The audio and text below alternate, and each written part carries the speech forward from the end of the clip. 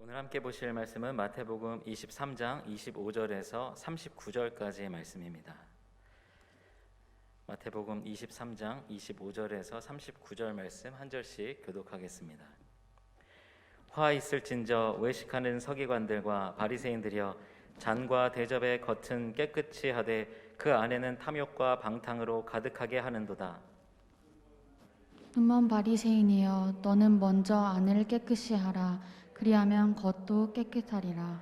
화 있을진저 외식하는 서기관들과 바리새인들이여, 회칠한 무덤 같으니 겉으로는 아름답게 보이나 그 안에는 죽은 사람의 뼈와 모든 더러운 것이 가득하도다. 이와 같이 너희도 겉으로는 사람에게 옳게 보이되 안으로는 외식과 불법이 가득하도다. 화 있을진저 외식하는 서기관들과 바리새인들이여, 너희는 선지자들의 무덤을 만들고 의인들의 비석을 꾸미며 이르되, 만일 우리가 조상 때에 있었더라면 우리는 그들이 선지자의 피를 흘리는데 참여하지 아니하였으리라 하니, 그러면 너희가 선지자를 죽인 자의 자손임을 스스로 증명함이로다. 너희가 너희 조상의 분량을 채우라. 뱀들아, 독사의 새끼들아, 너희가 어떻게 지옥의 판결을 피하겠느냐? 그러므로 내가 너희에게 선지자들과 지혜 있는 자들과 서기관들을 보내매 너희가 그 중에서 덜어는 죽이거나 십자가에 못 박고 그 중에서 덜어는 너희 회당에서 채찍질하고 이 동네에서 저 동네로 따라다니며 박해하리라. 그러므로 의인 아벨의 피로부터 성전과 제단 사이에서 너희가 죽인 바라가의 아들 사가랴의 피까지 땅 위에서 흘린 의로운 피가 다 너희에게 돌아가리라. 내가 진실로 너희에게 이르노니 이것이 다 이 세대에 돌아가리라. 예루살렘아, 예루살렘아, 선지자들을 죽이고 네게 파송된 자들을 돌로 치는 자여, 암탉이 그 새끼를 날개 아래에 모음같이 내가 네 자녀를 모으려 한 일이 몇 번이나 더냐? 그러나 너희가 원하지 아니하였도다. 보라, 너희 집이 황폐하여 버려진 바 되리라. 내가 너희에게 이르노니 이제부터 너희는 찬송하리로다. 주의 이름으로 오시는 이여 할 때까지 나를 보지 못하리라 하시니라. 아멘. 할렐루야. 네, 이 시간 하나님을 사모하는 마음으로 이 자리 예배 가운데 오신 우리 성전에 나와서 예배하시는, 또 우리 각자의 자리에서 영상으로 예배하시는 모든 분들을 주님의 이름으로 환영하고 축복합니다. 오늘도 우리 모든 예배의 자리 가운데 하나님께서 예배하시고 부어주시는 귀한 은혜가 임하기를 주님의 이름으로 축복합니다. 이 시간 말씀 나누기 전에 먼저 좀 안타까운 그런 장례 소식을 좀 알려드립니다. 우리 교회 박승훈 권사님께서 오늘 오후에 소천하셨습니다. 우리 작년 3월 정도에 이제 쓰러지셔서 오랫동안 1년 가까이 이제 의식 회복하지 못하시고 계속 이제 일어나지 못하셨는데요. 오늘 오후에 이제 소천하셨다는 그런 소식을 들었습니다. 우리 자세한 이제 장례 일정은 빈소가 마련되는 대로 이제 우리 성도님들께 문자로 알려드리도록 하겠습니다. 우리 권사님 영혼과 또 장례 일정과 유가족들 위해서 또 기도해 주시면 감사하겠습니다. 코로나 확산세가 계속 이제 잦아들지 않고 계속 점점 더 많은 확진자들이 나오는 것을 보게 됩니다. 이제 우리 성경 통독 수련회 함께 하시는 분들은 이미 좀 알려드려서 알고 계실 텐데요. 저희 담임 목사님께서도 지난 이제 화요일 이제 확진 이제 받으셨습니다. 그래서 지금 현재 이제 격리 중에 계시는데요. 지난 주일에 이제 집에서 이제 자녀가 먼저 확진되면서 이제 다 짐이랑 이제 다 싸들고 나오셨다라고 이제 말씀하셨는데, 근데 이제 이미 좀 이렇게 좀 이제 옮으셨었나 봐요. 그래서 지금 아까 예배 전에 이제 잠깐 통화를 했었는데 목소리가 이제 많이 잠기시고 그런 상황 중에 있는데요. 우리 담임 목사님 또 건강하게 잘 회복되실 수 있도록 또 기도해 주시면 좋겠습니다. 우리 담임 목사님뿐만 아니라 우리 성도님들 중에서도 또 이곳저곳에서 이제 확진되셨다라고 하는 그런 이야기들을 이제 계속 듣고 있습니다. 또 우리 교회 우리 교회학교 전도사님도 이제 한 분이 확진이 됐고, 또 청년들 또 아이들 여기저기서 지금 계속 확진의 그런 이야기들을 듣게 되는데요. 우리 건강하게 모두 다 잘 회복되어져서 우리 다시 예배의 자리에서 우리 밝은 얼굴로 다시 함께 예배할 수 있도록 함께 기도해 주시기를 부탁드립니다. 아마도 이제 가족 또는 친지 또 주변에 또 이제 확진된 분들이 또 많이 계실 거라 생각이 되는데요. 또 기도하실 때에 특별히 또 연세가 많으시고 또 기저질환 있는 분들이 또 위험한 상황에 가지 않고 잘 건강 회복하실 수 있도록 또 함께 기도해 주시기를 부탁드립니다. 어제 이제 화요일부터 사순절 성경 통독 수련회가 지금 진행 중에 있습니다. 우리 성전에서 함께 하시는 분들도 계시고 또 온라인으로 또 함께 하시는 분들도 계십니다. 그리고 실시간으로는 같이 못 하시지만 이제 신청하시는 분들께는 링크를 보내드리고 있어서 이제 시간이 되시는 대로 저녁 때 나중에 이렇게 참여하시는 분들도 계십니다. 지금 이제 레위기 중간 정도까지 통독을 했는데요. 아직 늦지 않으셨습니다. 함께 하길 원하시는 분들은 또 이제 행정실로 연락해 주시면 또 링크를 보내드리도록 하겠습니다. 우리 사순절기를 보내면서 우리가 더 말씀에 이제 집중하면서 하나님의 그 구원의 은혜와 또 하나님의 사랑을 더 깊이 묵상하게 되는 그런 저와 여러분들이 되시기를 또한 주님의 이름으로 축원합니다. 요즘 저희가 이제 성경 통독 수련회도 온라인으로 하고 있는 것처럼 이제 우리 예배뿐만이 아니라 많은 것들을 이제 영상으로 또 온라인으로 지금 진행하는 경우들이 많아졌습니다. 그러다 보니까 이제 저희도 이제 유튜브 실황으로 이제 같이 온라인 그런 예배나 이런 것들을 진행을 하고 있는데요. 그러다 보면은 이제 유튜브에 그냥 저희 예배 드리는 모습, 제가 이렇게 말씀을 전하거나 아니면 주일 예배 때 이제 사회를 보는 이 모든 그런 모습들이, 그리고 우리 이제 찬양대 우리 찬양하시는 것까지 다 이제 유튜브 인터넷에 다 올라가게 되죠. 그러니까 이제 본의 아니게 이제 우리가 특별히 뭐 이제 요청을 해가지고 그 영상을 삭제하지 않는 한 영원히 그 영상이 이제 인터넷상에 남게 되는 것입니다. 그래서 이제 많은 사람들이 또 보면서 또 예배를 드리면서 은혜 받을 수도 있고 또 이제 말씀을 들을 수도 있고 그런 귀한 이제 또 선교의 도구가 되기도 할 것인데요. 그런데 이제 계속 그 영상에 나오는 입장에서는 조금 이제 부담스러운 부분들도 있습니다. 자꾸 이제 앞에서 나와서 제가 이제 뭐 말씀을 전하기도 하고 또는 이제 찬양을 이제 부르기도 하는데, 이제 주일 예배 때도 간혹 제가 이제 찬양을 부르다 보면은 찬송가 부르다가 이제 음이탈이라고 그러죠. 갑자기 소리가 이제 좀 다른 소리가 나와가지고 좀 이제 실수를 하는 경우들이 있는데, 그것을 어떻게 하지 못하고 그대로 이제 그 영상에 남는 것이죠.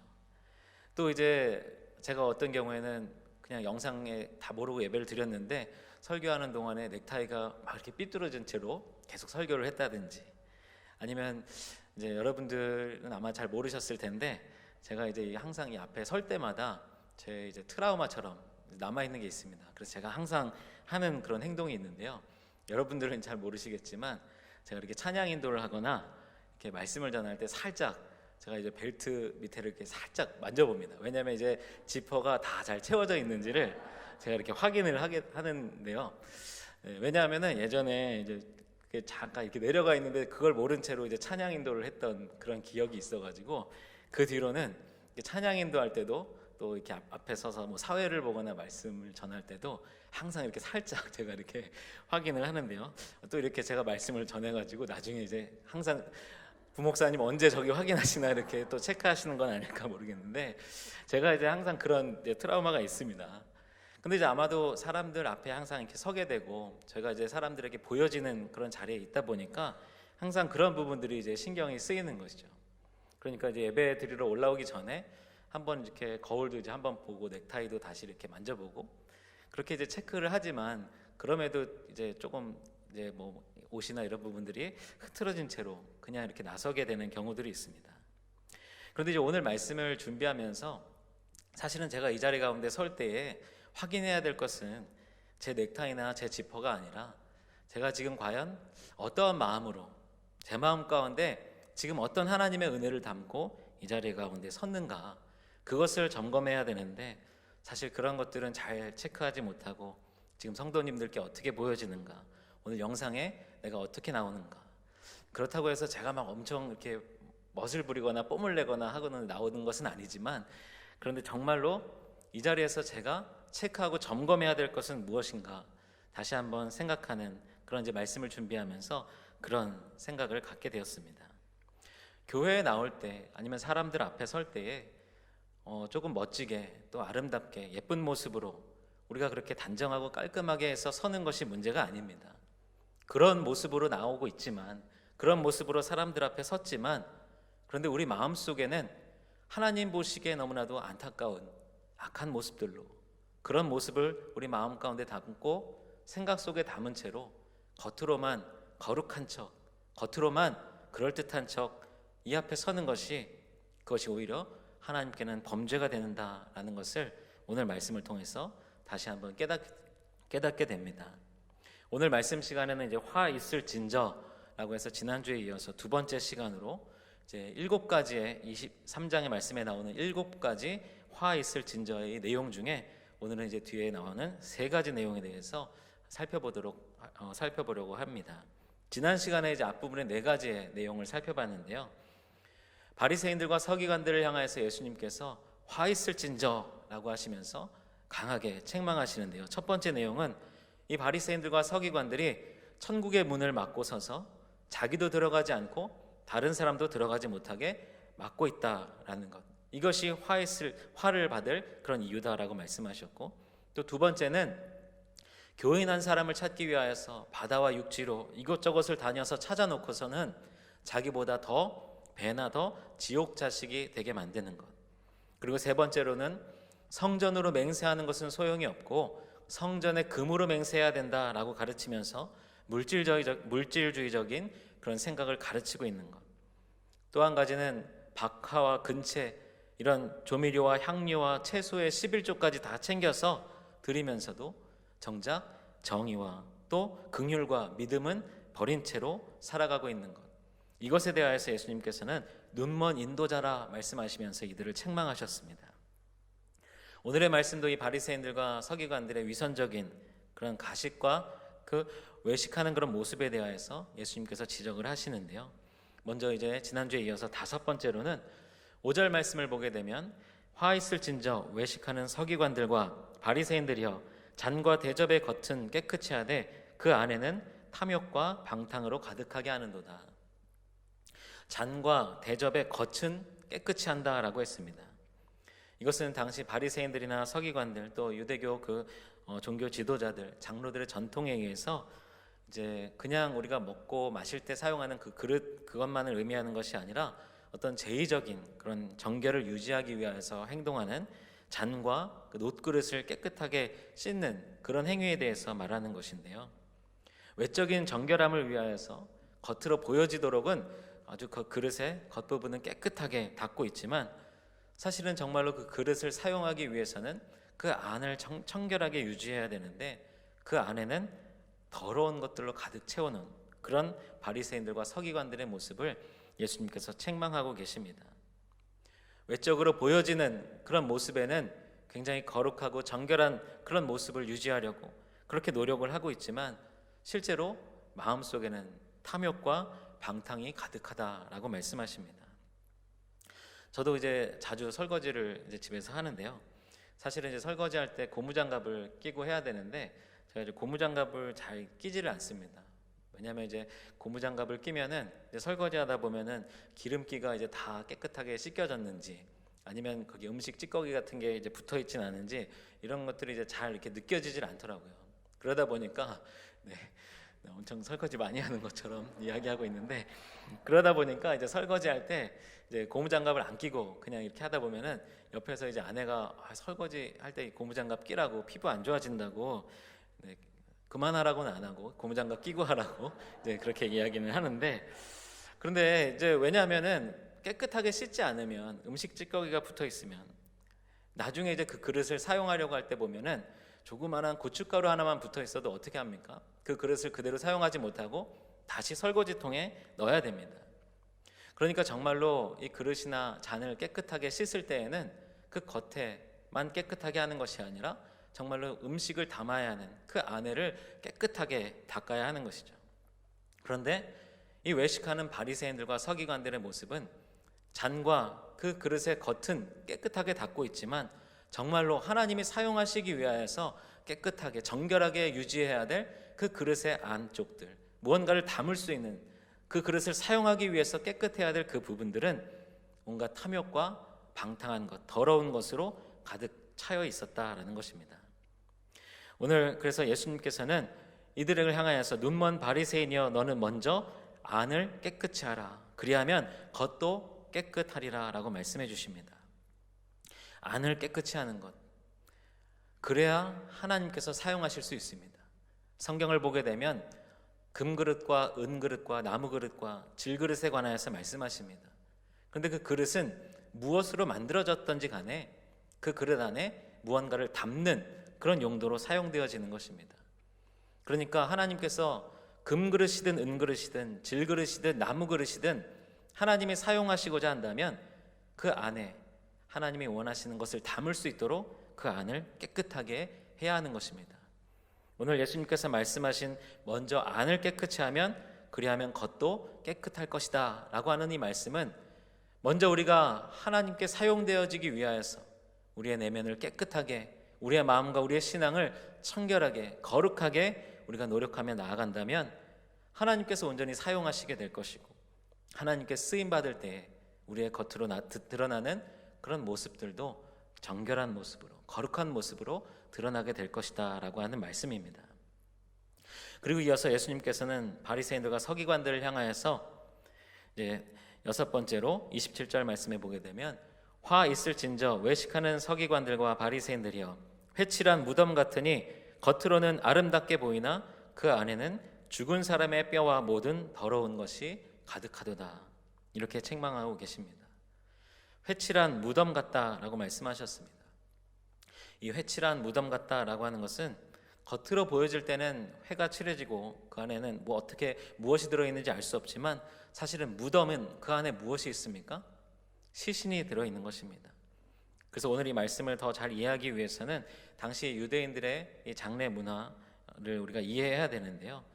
특별히 유대인들의 그 정결 예법 가운데서 민수기 19장 16절 말씀을 보게 되면 누구든지 들에서 칼에 죽은 자나 시체나 사람의 뼈나 무덤을 만졌으면 이래 동안 부정하리니 라고 기록하고 있습니다. 그러니까 유대인들의 율법에 의하면 시신과 접촉하는 것, 어떤 뼈를 만지게 되는 것, 그리고 무덤을 만지거나 무덤을 밟는 것, 그리고 심지어는 예수님 당시에도 무덤에 그림자가 겹쳐지는 것까지도 부정한 것이다 라고 생각했다라고 합니다. 그런데 그럼 이 무덤에 왜 회칠을 하는가? 이 회칠을 했다라고 하는 것은 사실은 유대인들의 그 장례 문화 속에서 유대인들의 그 지형에는, 팔레스타인 지형에는 사실은 석회암으로 이제 그런 구성된 그런 땅들이 많이 있습니다.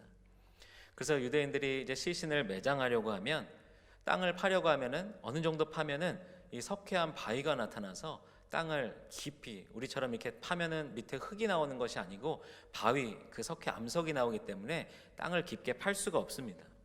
그러니까 얕게 어느 정도 파고 난 다음에 거기에 시신을 매장하고 흙을 그 위에다 덮어놓는 것이죠.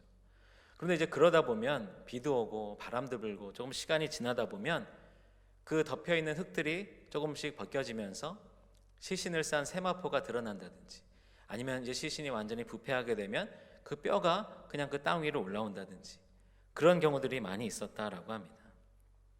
이제 실제로 예수님 시대 때 많이 행했던 그런 장례 방법은 이제 동굴이나 인위적으로 굴을 파가지고 거기에 이제 시신을 안치하는 그런 방법이었는데요. 그런데 이제 그 굴을 이용하거나 당시에 또 로마의 문화에 따라서 또는 이제 로마의 그런 방식대로 석관을 이용해서 장례를 하는 그런 경우들은 이제 비용이 많이 들고 또 어느 정도 부유한 상황 가운데 있어야 했기 때문에, 그래서 많은 사람들이 이렇게 그냥 땅을 파고 그 땅 속에 매장하는 그런 매장을 하기도 했다라고 합니다. 그런데 이제 그냥 그 무덤이 있으면 사람들이 여기 좀 피해서 가야 되겠다라고 하면 되는데, 그러면 언제가 문제가 되는가? 이제 예루살렘 같은 경우에는 절기가 되면 온 이스라엘 지역에서 많은 사람들이 그 예루살렘으로 이제 모여들게 됩니다. 특별히 6월절과 같은 절기에는, 그래서 이 예루살렘으로 많은 사람들이 오기 때문에 성전에서 특별히 이 6월절 절기를 준비하는 과정 속에서 사람들이 오고 가는, 예루살렘으로 들어오는 그 길을 정비하고 보수하는 그런 일들을 했다라고 합니다. 근데 이 길을 정비한다는 것이 그냥 길을 이제 잘 닦아놓는다 이런 것이 아니라, 그 길을 오는 중에 오늘 이 무덤과 같이 이런 사람들을 부정하게 만드는 그런 곳들이 있으면 거기에 이제 회칠을 해가지고 하얗게 칠을 해서 사람들이 부정해지지 않도록 거기를 피해갈 수 있도록 표시를 하는 것입니다. 그러니까 이제 아까 그 민수기 말씀대로 시신을 만지게 되거나 그 무덤을 밟게 되면 7일 동안 부정하다라고 해서 이제 성전으로 들어올 수 없기 때문에 절기를 지킬 수가 없었기 때문에 그 길을 오는 길목에 이런 이제 매장되어 있는 그런 무덤들이 있으면 거기에 이제 회치를 해서 사람들이 거기에 앉지 않도록, 거기를 밟지 않도록 그렇게 표시를 해주는 것이었습니다. 그런데 예수님께서는 이 바리새인들을 향하여서 회칠한 무덤 같다라고 책망하십니다. 왜냐하면 그 무덤에 아무리 사람들이 피해갈 수 있도록 회칠을 했다라고 하더라도 그 안에는 무엇이 있습니까? 결국에는 매장된 시신이 있는 것입니다. 어느 정도 부패했는지 알 수 없지만 뼈와 또는 그 시신을 부패하는 여러 가지 그런 미생물들과 그런 것으로 인하여서 그곳은 좀 부정하고 더러운 것들이 있는 그런 무덤이 되는 것입니다. 그런데 거기에 그저 겉에만 그냥 회칠을 해놔서 그 흙을 덮어놨다라고 해서 그것이 거룩한 곳이 될 수 있는가라는 것입니다. 오늘 말씀해 보게 되면 이제 오늘 27절 말씀 가운데 겉으로는 아름답게 보인다라고 했습니다. 겉으로 아름답게 보인다라고 하는 것은 이제 회칠을 해놓으면은 해가 뜰 때가 되면 그것이 반짝반짝 그 흙이나 바위들이 빛이 난다라고 합니다. 그러니까 겉으로는 빛나고 아름다워 보이지만 사실 그 안에는 지금 시신과 뼈와 부정한 것들, 썩어가는 것들이 그 안에 담겨 있는 것이죠. 예수님께서는 그래서 이 바리새인들을 향하여서 회칠한 무덤 같다라고 하면서 이와 같이 너희도 겉으로는 사람에게 옳게 보이되 안으로는 외식과 불법이 가득하다라고 책망하셨습니다. 오늘 말씀에 이어서 또 29절 말씀해 보게 되면 화 있을진저 외식하는 서기관들과 바리새인들이여 너희는 선지자들의 무덤을 만들고 의인들의 비석을 꾸미며 이르되 만일 우리가 조상 때에 있었더라면 우리는 그들이 선지자의 피를 흘리는데 참여하지 아니하였으리라 하니. 지금 바리새인들과 서기관들이 선지자들의 무덤을 만들고 의인들의 비석을 세우고 있다라고 예수님께서 말씀하십니다. 이것은 무엇을 말하냐면 당시 특히 이제 예수님이 계셨던 그 1세기 무렵에는 이스라엘에서는 헤롯 왕의 영향을 받아서 화려한 무덤을 만드는 일들이 많았다라고 합니다. 헤롯 대왕이 이제 다윗 왕의 무덤에도 새로운 그런 대리석, 비석을 세우기도 했다라고 이제 하는데요. 그러니까 이 바리새인들과 서기관들은 많은 사람들이 존경하고 따르는 그런 의인들, 그들의 무덤을 다시 꾸미는 것입니다.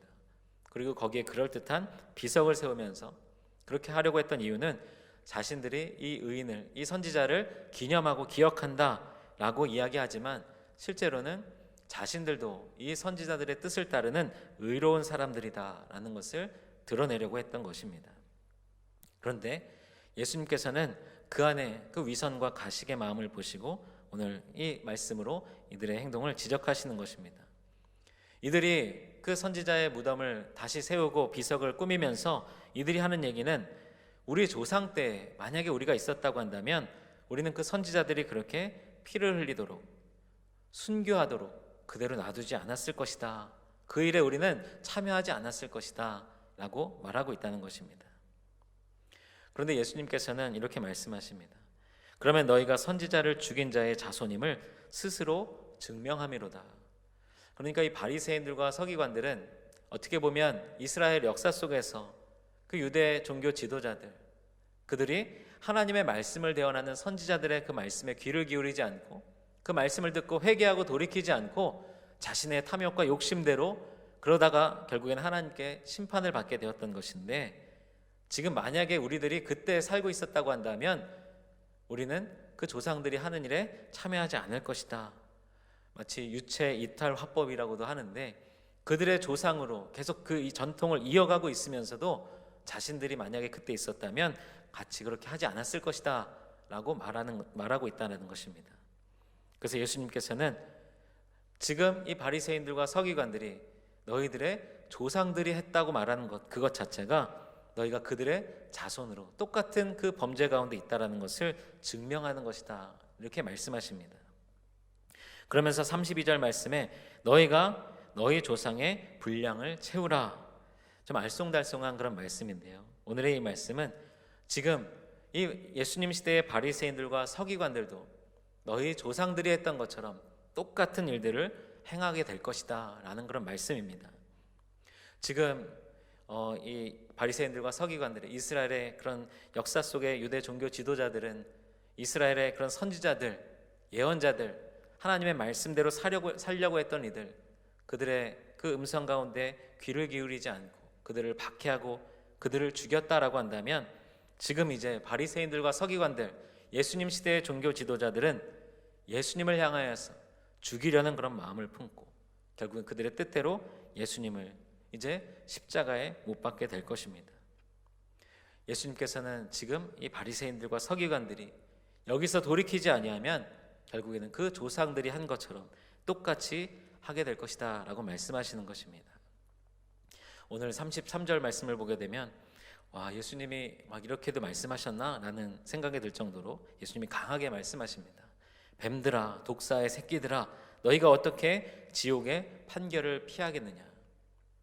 오늘의 이 말씀은 예수님께서 이 바리새인들과 서기관들의 7가지 화에 대해서 말씀하신 다음에 이 이유들로 인하여서 너희들은 심판을 면하기 어려울 것이다 라고 그 심판을 선언하고 계십니다. 그런데요, 예수님의 이 심판의 선언 가운데서는 하나님의 마음이 그 안에 담겨 있음을 느끼게 됩니다. 지옥의 판결을 어떻게 피하겠는가? 이 말씀은 너희들이 이제 이 심판을 받게 될 것이다 라고 하는 의미도 담고 있지만, 어떻게 하면 너희들이 그 판결을 받지 않고 피할 수 있을까 라고 하는 하나님의 안타까운 마음이 느껴집니다. 이어지는 34절 말씀에 보게 되면 그러므로 내가 너희에게 선지자들과 지혜 있는 자들과 서기관들을 보내매 너희가 그 중에서 더러는 죽이거나 십자가에 못 박고 그 중에서 더러는 너희 회당에서 채찍질하고 이 동네에서 저 동네로 따라다니며 박해하리라. 이제 예수님께서 예수님을 따르고 있는 이들, 예수님의 제자들, 그 사도들을 이제 끝까지 예수님을 부인하고 예수님을 부정했던 이들에게 보내시겠다라고 하는 그 예수님의 뜻이 담겨 있습니다. 그런데 어떻게 된다라고 되어 있습니까?